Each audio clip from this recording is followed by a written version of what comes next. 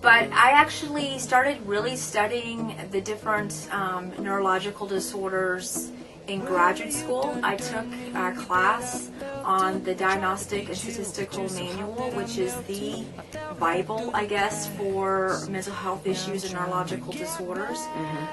And you take a pretty intense class where they give you case studies and you have to diagnose the person from the information. What do they meet criteria for depression? Do they meet criteria for ADHD, inattentive type or hyperactive type? Do they meet criteria for schizophrenia?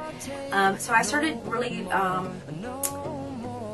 officially studying it in graduate school at UGA when I was getting my master's degree.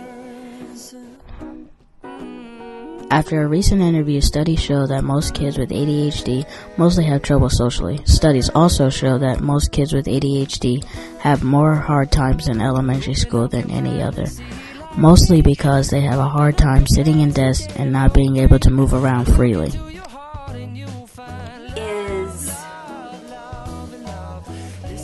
It is both overdiagnosed and underdiagnosed. There's a lot of controversy in the field and probably out in the world in general that too many kids are being diagnosed with ADHD. Agree and I disagree. I think not the right people are doing the diagnoses.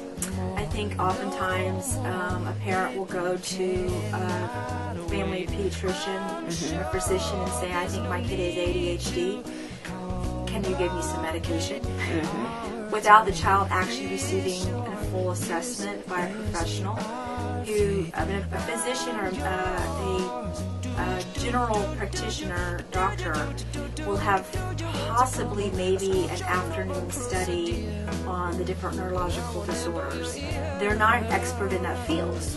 And so it makes sense to me that if you suspect your child has an actual neurological problem, that you would take them to a neurologist or a psychiatrist who actually specializes, or psychologist who could do all the tests to see and rule out other things. I think sometimes kids get misdiagnosed. We're learning more and more about the learning disability called executive function disorder, which looks a lot like ADHD and attentive type. And that's a totally different type of disorder. It's a learning disorder as opposed to a neurological disorder.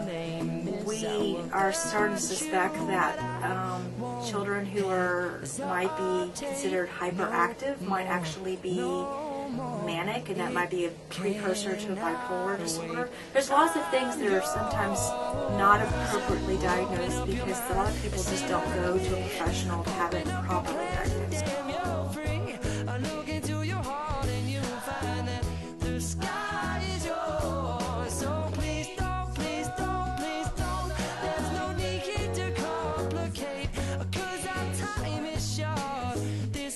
This is our baby.